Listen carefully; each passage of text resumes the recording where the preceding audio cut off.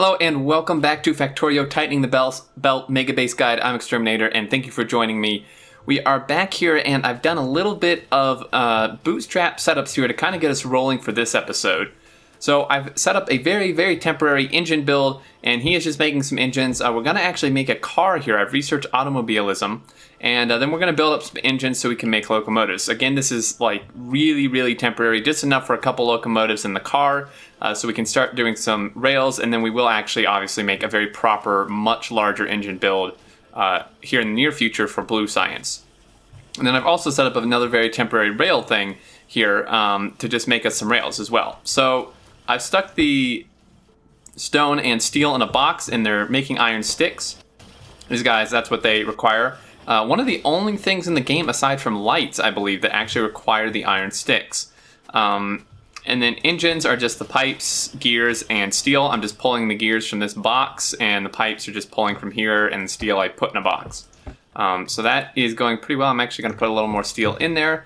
And we're going to go grab some. This steel is actually going quite nicely. It's almost making it to the end. Every once in a while, this last furnace will kick on. It's just not quite enough. I'm going to research something so it will stop blinking at us. Actually, lab research speed is usually some good things to get. It'll just speed up your research. It is a lab research speed of plus 20%, and you can get all the way up to 6, which is 60%. 50, so it corresponds essentially with the level, except level 2 is 30, 40, and then 50, and this one's 50 again, and then this one is 60. So that guy's going. What are we going to do this episode? Well, first off, we need to expand power a little bit. I think I remember our power was a bit low, so I'm going to make some more. I've already pre-crafted some stuff. And then right after that, we're going to head down here and get rid of these biters who seem to think that this is their oil, when really it's actually my oil. And we're going to clear them off. And then we're not actually going to tap that oil quite yet, but we're going to get rid of them since they're in the way anyways. And then we're going to set up some rails and stuff from that iron patch and see if we can start bringing some of that up. So we still have our furnaces being made. There's a ton in here. There's over 300, but I mean, we have a ton of smelters to build, you know, and each one takes 48 furnaces. So definitely going to need quite a few of those. I'm just going to expand this out. These engines, I'd like a bit more here. Still haven't tried out these new lights. We should throw one or two of these down somewhere and see what they're like. All right, let's make 2 more of these guys just so we can finish out this row of stuff I've built here. There we go. We'll need a few pipes to connect them. And these power poles, we can actually now make the medium power poles. I'm going to use the small ones in here just to keep it consistent. But everywhere else, I do want to start using the small power poles, or the large, medium power poles for sure. We have been using the small. We don't want to use them anymore because they're not too good. So let's place these down. We'll just extend this belt out. I think I may need a few more burners here.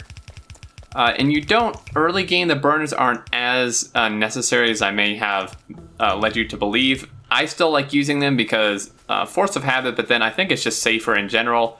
To do it. So, I mean, I don't really see much of a downside to doing it, to be honest. Whereas there is a potential downside to using the electric ones. That is done. I actually do want to get... Let's go ahead and get some walls. That might be good.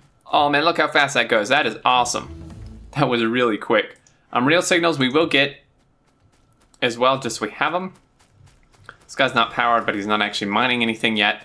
And I mean, this belt's not full, but since it is side loading, I think it's getting as much on there as it can. You can see that half of the belt is full.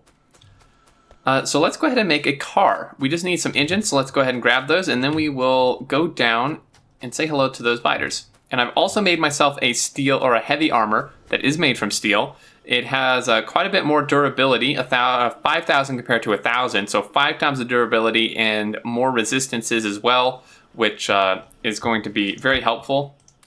It's actually kind of ridiculous how good this heavy armor is against small biters in the early game. I can show you. I can pretty much just tank them forever as long as they're small biters with this heavy armor.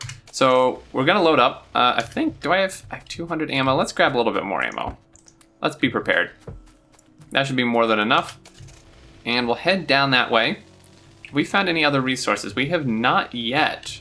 All right, so we will be maybe having some copper issues because we will want to set up those dedicated smelters for the circuits. And we need obviously another copper patch besides this one to do that. Now the car, hotkey to get in is pretty straightforward across like all games. Enter gets you in, enter gets you out. WASD will drive, and this does have a gun option in it if you want. And then there is actually in multiplayer a passenger option now, so you can have someone else in here controlling the gun while you drive, or vice versa, which is very cool. In fact, we could just test this out. I may end up dying because my my driving abilities are mediocre at best. But you can see here, I'm just holding space here to shoot, and space will target pretty much anything anything in the vicinity. Now you can manually target specific things, so I'm gonna hop out here because I'm actually making myself a little bit dizzy. Let's if I do C over these biters, it'll actually target specific things. It's a little hard over the biters, but like a rock or a tree, if I hit C over it, it'll specifically target that. Whereas space only targets enemies. So if I'm holding down space right now, it doesn't actually do anything over these trees. So there are those two different types of attacks you can do. Let's pick this up. We're going to use turrets because that actually was making me a bit dizzy driving around in circles like that. So we're just going to, well, that's the blueprint. We're just going to do the same thing we did last time. Just set up some preliminary stuff and not die. I'm just going to pull him up, and you can see I can just tank like forever here with this armor. So let's just do that. Pull him up. And then repair him. And then we'll just do that. That should kill it pretty quick. And I do want to kind of correct myself when I said in the last fight we had, that the turrets are better because they inherently do more damage. I kind of said that wrong. They do not inherently do more damage off the bat, but you can get gun turret damage upgrades where you cannot get player damage upgrades. So there's bullet damage upgrades as well as shooting speed, but then on top of that, there are also gun turret damage upgrades, right? Which will then make them better than the player because they'll be both affected by the bullet damage and their own gun turret damage. So I should have been more clear about that. I apologize. It's some of this stuff, like I said before, is so ingrained into my brain that it's just like, I just kind of instantly think it's like a certain way, just because that's how I'm used to. Now we actually have stone here. This oil, yeah, I really wish there's some more iron. Really wish we had some copper. I'm actually tempted, now that we can make these big power poles. I'm actually tempted to bring some down and set up a radar station down here, much like this one, to start scanning out here more. Same with up top. Drag it up maybe by this uranium or something. Now this iron, we could go, it's actually tough because this is a huge iron patch size-wise, but the richness is actually about a fourth of what this is. Whereas this one is much smaller, and it's a bit of a debate if we want this to be used for our main smelting or for the circuit stuff.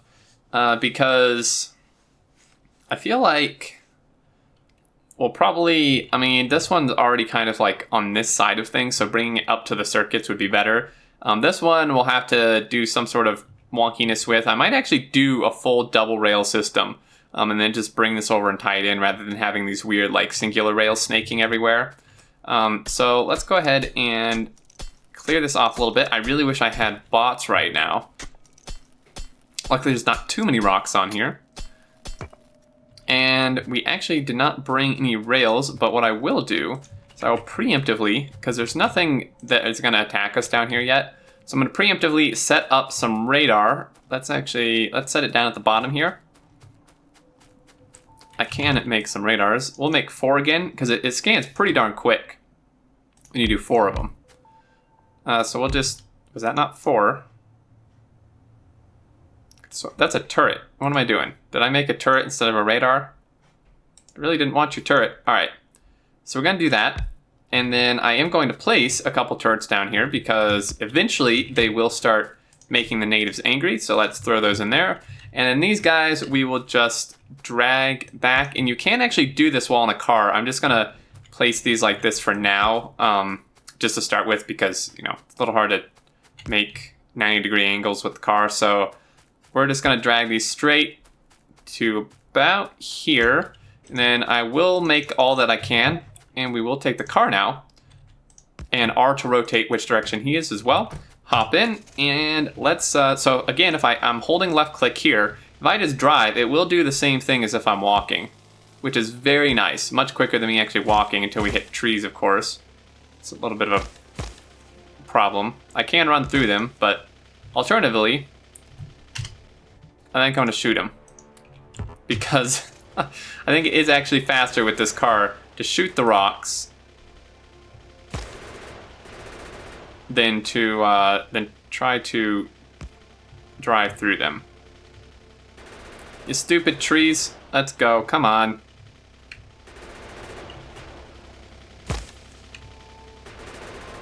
I like how the little turret does swivel though when you turn. We'll just place that there.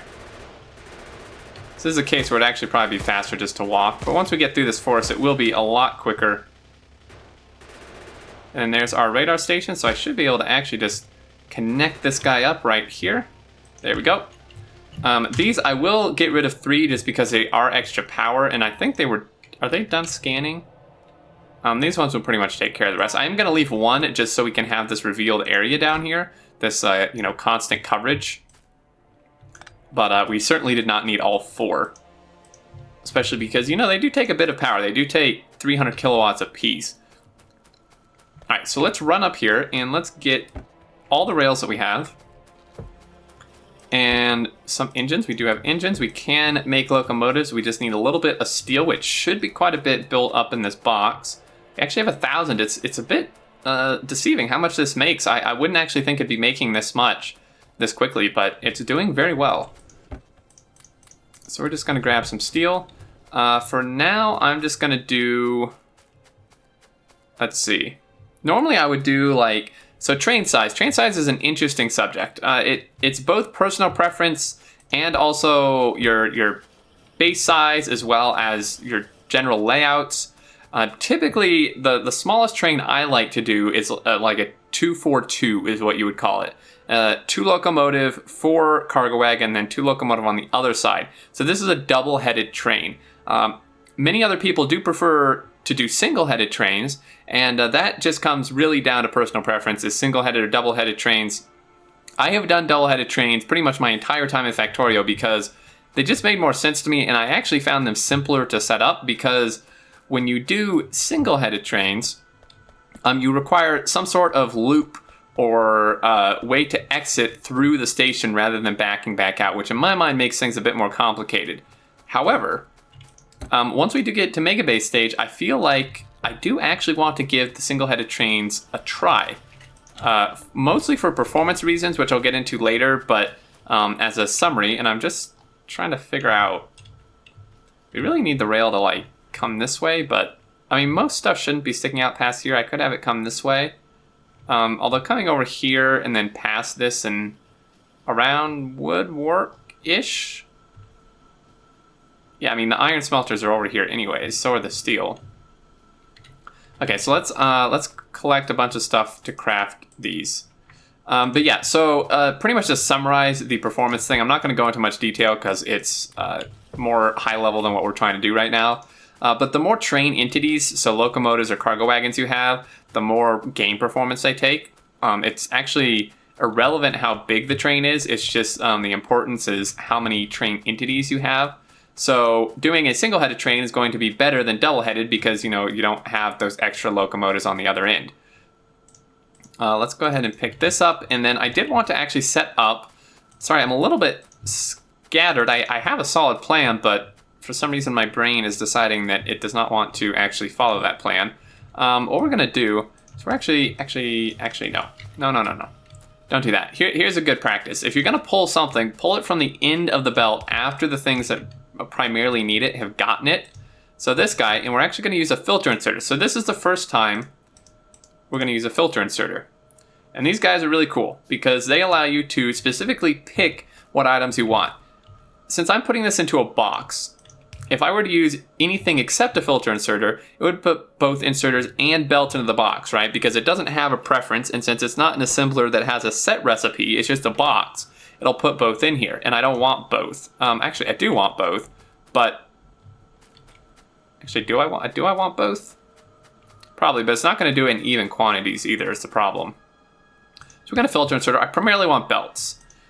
So we're going to you put them down, and there's these slots where you can click filter. So you just left click it, and then you choose what you want. And this is going to tell him he can only pick up belt. And you can see here, that's all he's going to do. He's going to pick up belt. We'll just do like all those rows because I'm greedy and I want belt. So let's do this. I'm just kind of arranging myself so I only grab this thing and hit F. We'll grab some inserters too. Why not? So belt would be great. Let's get those miners back on the craft here. And then grab any more of these we had because I think we were a bit short. So for now, I think I'm just going to do a simple like 1-4-1 train. We can do, it'll be easy to add on to that, like locomotives if I want to. So we have that, and then 1, 2, 3, 4 of these cargo wagons, which should be good. And let me just grab one more kind of sweep of materials here, just so we're not super short. And I'm gonna make a couple stations. Here we go. And then some rail, and we are actually out of steel. So I'm gonna dump 100 steel back in there, as well as all this stone, because I don't really want that. Actually, I should probably grab some. You never know when you might need it, and it's really frustrating when you end up not having it. Research, let's see. Could start doing, let's get the circuit network. There we go. And I think we are about ready. So let's go down and set that up. Let's hop in our car again. And let's go set up some miners and then get the rails kind of heading in this direction. This is not going to be enough miners to actually cover this patch. In fact, not even close. It's quite deceiving how many miners you actually need. This is not going to do much for us at all. Now, I'm looking at this patch, and it's a bit hard for me to decide what way I want to do the miners, because it's actually more square than most patches. Most patches are more of a roundish kind of thing. This one's actually pretty square too, like this. This is usually what patches will be for me, but either way would work. You'd either do them horizontal or vertically. I'm actually going to opt for the, because doing them vertically is because there is this weird edge here. I think we're actually going to do them horizontally. Let's do that. So let's come up here. Start on the edges again, because starting from the middle is going to give you some weird spacing on the outsides if you do it that way. Unless you just get really lucky or you're that good. Circuit network is done. Let's go ahead and start getting some oil stuff. So plastics is going to be an oil product that we're going to do. And I'll explain all the oil products and, you know, the chains for that once we set it up, of course. But for now, we do want to just get some of this iron going, because to really do anything past military science, we're going to need our dedicated circuit build. The military science, we will set up next episode for sure, I think. That's going to take a ton of iron, but actually no circuits. So that we will do next episode. However, the blue science will be... It's unlocked somewhere in here. It's unlocked with advanced electronics. The blue science packs actually are going to take mining drills, and the mining drills take quite a lot of circuits as well as a ton of iron. So we are going to want that dedicated build set up before we do that, and we are going to want a lot more iron just in general, because they take a ton of iron, right? They take 10 iron plate plus the iron for the gears, and you know they make really quick, and we're going to need quite a few of them. So let's do that. Now I think it's a little hard to tell with all this shrubbery, but I think, yeah, 10K, there's still a bit there. And when you mouse over a miner, you can see how much is under it, the yield. And the miners also have this coverage area, if you hadn't noticed before. It's hard to see on this iron and this ground, but it does have this coverage area, one tile around itself, which is what it will actually mine from. It's a 5x5 area, so that's really nice that it does do that. And I've left the space in between them on purpose to put my power poles. Because if you stick them right up against each other, there's nowhere to put your poles. You can do some little trickery with underground belts, actually like in the miners here where they mine into, to get some power poles in them. But personally, I don't really like that. I think it is kind of unclean. So we're going to do this, and again, just hold and run, and it will do it for us. and make sure everything gets powered. Now, what are the chances the game's actually going to line these up? Not good. So I have to do this manually. It was going to keep everything powered, but it's not necessarily always great at lining them up like this to each other. So I'm going to do that part manually, which is fine. Okay, there we go. So he's all set up. I'm not going to turn him on quite yet, but we are going to build some rails. So we could have the rails vertically like here, the station, or we can do it across the top. Either one is fine. Thinking on this, we're going to have double rails come up somewhere over here-ish. If this is vertical, he's going to have to either go above the stone patch or down and then tie in. Actually, going down would probably be better because we will eventually want the stone patch, and kind of going above it is going to render things a bit more difficult than they probably need to be. So we're going to bring him out here. And this is going to be our station. So we're going to pull the train about here-ish. So I'm just holding down click, but you can, if you see, when you see this arrow and plastics is done, let's get sulfur, which is another oil product, or product of a product, subproduct. When you see this arrow, it'll change directions if you just move your mouse up and down. But then if you just click once, it'll actually give you this planner, and then you can just click and do it in sections like this. And if you turn your mouse, it'll draw for you. And then on top of that, if you actually hold shift while doing this, it'll allow you to do it in like a ghost form, like a blueprint, a lot further, and it will kind of make doesn't always do the turns you want, but if you do want to change that, if you're still holding shift while doing this and you hit R, it'll change things for you. Now, usually this is for like connecting two rail points. Right now it's going a little wonky because there's nothing to connect to, but this way you can rotate through the different formations. And you actually don't even have to continue to hold shift for this. I'm not actually holding anything. So that is the other option. Of course, right now, ghost placing won't help us because we don't have any robots. So I'm just going to place it normally. We're going to come... Let's actually place a station first because we want to make sure we have the spacing for the full train. We can drag this up a little bit if we need to. So you place a station, and this is very important, guys. This is something that stumped me to no end when I first started playing, and I've seen a ton of people also have this issue. And it's not very clearly defined. Well, it is clearly defined-ish, but it's still not very intuitive. When you place a station, if you want a train to actually work and go to this station, it needs to always be on the right-hand side of the track as the train drives, from the train's perspective. Okay, so this is the right-hand side, and I say it's somewhat intuitive because it does show your arrows pointing towards the station, whereas if you saw I put it over here, it's going the wrong way for the way I want the train to come. So I want the train to come from the bottom, obviously, right? So if we stick this here, it's not going to work because it's expecting a train to come from the top, and a train coming from the bottom won't be able to path to this. But when I first started, this stumped me so much I could not figure out why my trains weren't working. And it was because I had it on the wrong side. So right-hand side, as the train drives, we're coming from the bottom. He's on the right-hand side. And then, no matter what direction you're going, right? If you have rails this way, going from right to left, the train's going from right to left, you want it on the top side because that's the right-hand side as the train drives, so on and so forth. That's a really important thing to note that I think a lot of people get tripped up on. So we have a station here, and we're just going to name this. You can click on it and name it, and we're going to name him Iron 1. Very simple, very easy to remember. And you can color these as well if you'd like. So if we're just moving the GUI around, if you just do this, you can color them. And then on top of that, you can copy. Remember the hotkeys to copy, shift right click and shift left click.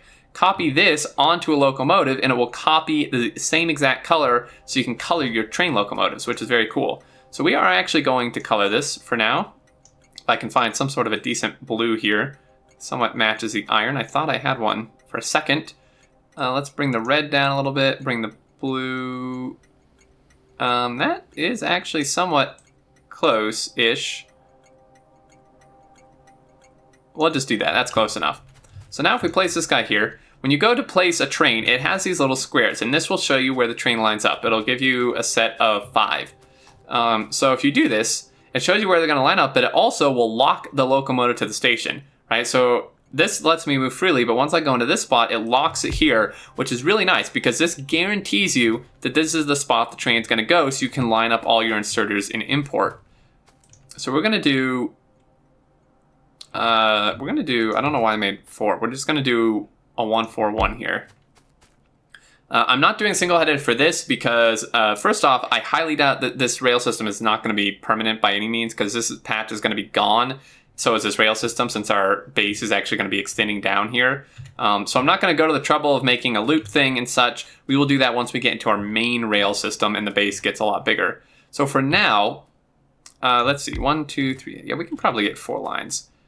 This doesn't need to be insanely fast. We do have 4 locomotives. We could do a 2-4-2, but it's more space. A 1-4-1 is acceptable. So we're going to do that, and we're placing him here, and you can see he's facing the other direction again, so it doesn't have to do a turnaround. It can just pull back out the other way. For now, we're going to put wood in here. The fuel you put in does affect their acceleration. So wood is the slowest, and then coal, and then you have solid fuel, which is an oil product or byproduct, and then rocket fuel, which is made from solid fuel, and then lastly, nuclear fuel, which is made from rocket fuel and nuclear stuff, which we'll get into quite a bit later. But all those increase acceleration in that order. Let's get batteries. And this guy's here. So actually, one little cool trick we can do here is if we hop in, we can actually place this while we're in the train. So he's not super quick. He's on wood. I will be filling this with coal, which will be quicker. And it's a very short distance as far as trains are concerned. So I'm not very worried about him being a bit slower. And these rocks are actually right in the way. We can now make a steel axe. Let's make a couple of these because the mining power and strength is much higher. So I'm just going to chop this down because I already started and then exchange him out. Boom. And you can see the difference there in the speed of removing things much, much quicker. So those are all gone. And now we should be clear. And if we just drive, we can just, I'm just holding WASD again. So W, drive through here. We're going to hit a forest, which is unfortunate. We almost bypassed it. Maybe I should, I don't really have many grenades. So we're just going to chop a little bit of a path through here. I do have a shotgun, so I'm going to hit tab. The shotgun can actually be a decent tree clearing tool, especially once you get more damage or you get the automatic shotgun, the combat shotgun. It will clear trees really quick, actually. So we're just going to clear this out. And we'll just drag this through here while we're on foot, just to make sure we don't hit any more trees so I don't have to get out again. There we go. And we are going to hit a bit of a forest again. I'm managing to drive straight through all the forest, aren't I? Let's hop in him. I love this smoke, the steam from the from the engine. I love it. I am a big fan of model railroad train stuff, so this is just, I just love this. I love this so much. All right. So this guy, we could avoid the forest because the main line, we don't actually want to bring this straight up to this patch because we're going to have another station here.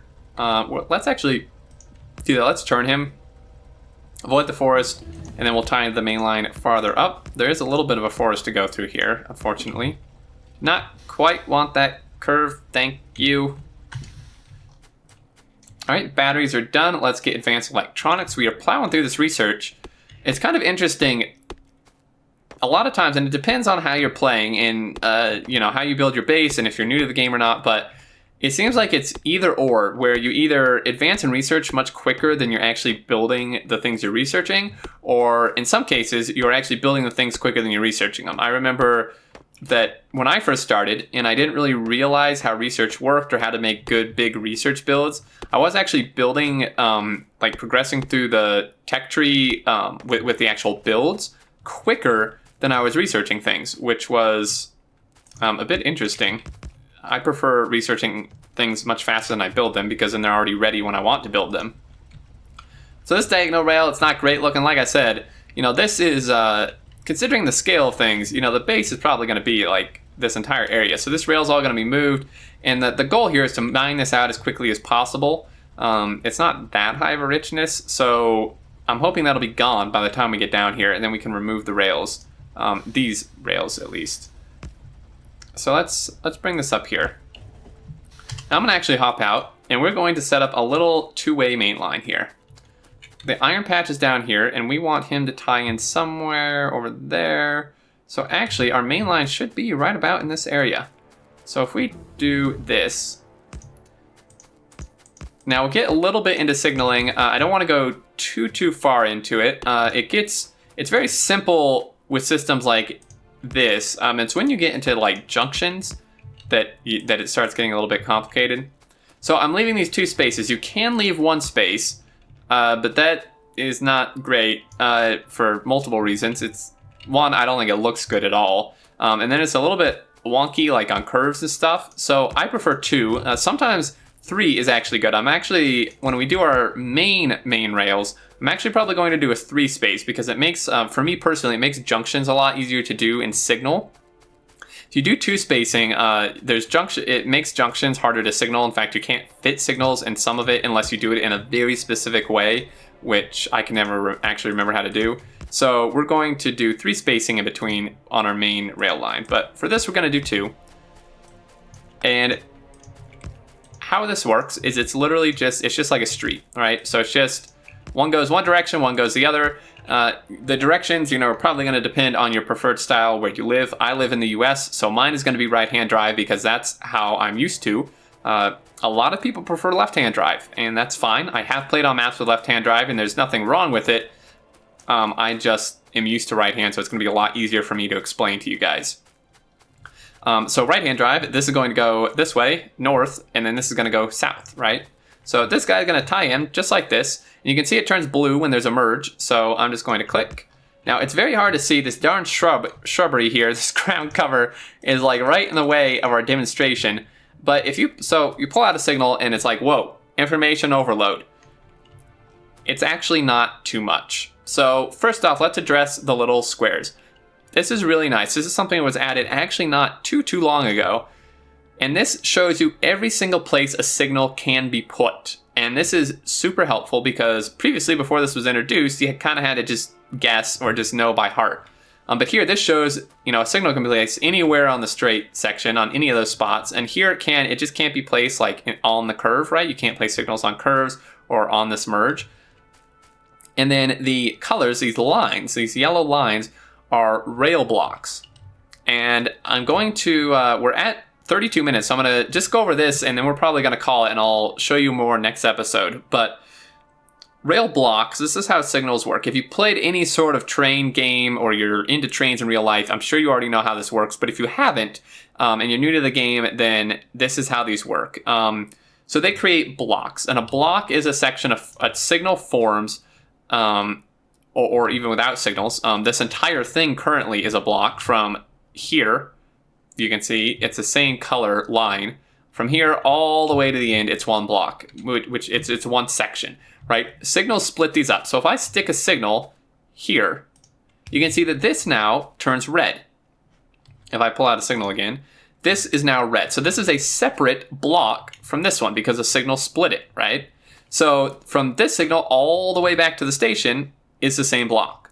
And then from the signal forward is a different block. But from this point forward, it's all one block. But this one is separate from behind it, if that makes sense, right? This is why the colors are really nice, because it's very easily recognizable that these are separate. And this helps with your signaling and helps you know how things work. So the blocks are important because, if a train is in one block, it's going to tell a signal it's red and such. So if you have everything one block and just don't signal, you're going to have some train crashes or at the very least train deadlocks. You can even have train deadlocks with signals if you don't do it properly, or train crashes. I've had that happen too. So we're going to place a signal here. This is actually where I wanted one. And then we're going to place one here. And this, you can see, separates this again. So we now have 3 different blocks. We now have one block from here back to the station, one from here forward, and then one from this signal back. Now this one is the same color as this one, but it's not the same block because they're not actually connected, right? So if I do this here again, it's going to change, and then, so on and so forth. You can see these are just creating little mini blocks between each signal.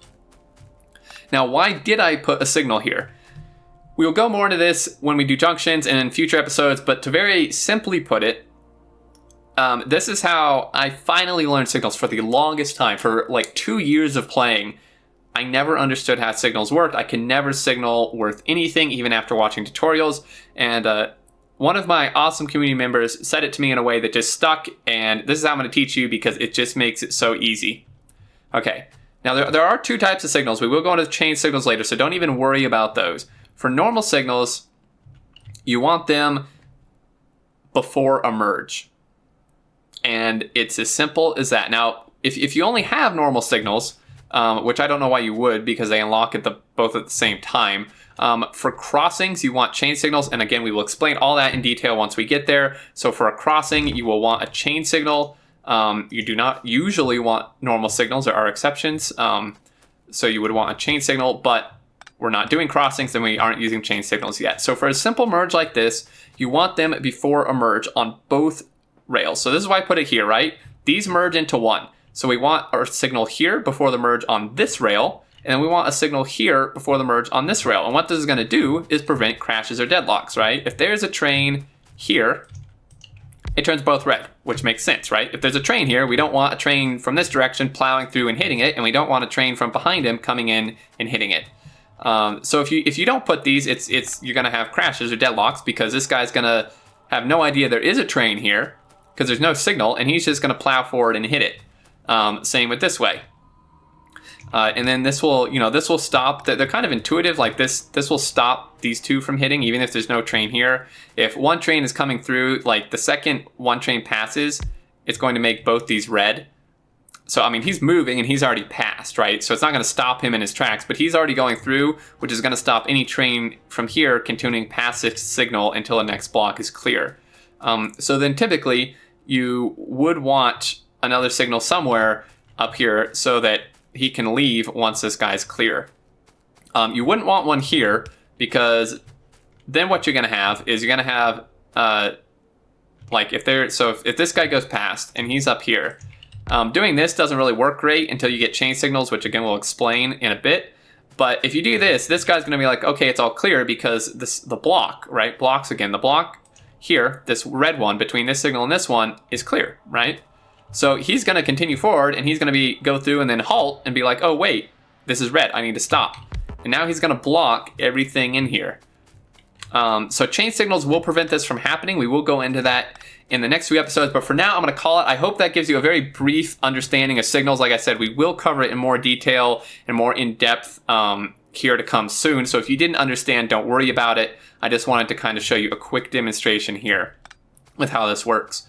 But for now, that'll do it. Thank you all so much for watching. I hope you enjoyed and did find it helpful. If you have any questions or anything else, leave them down in the comments and I will do my best to respond. But until next time, I look forward to seeing you all and do take care.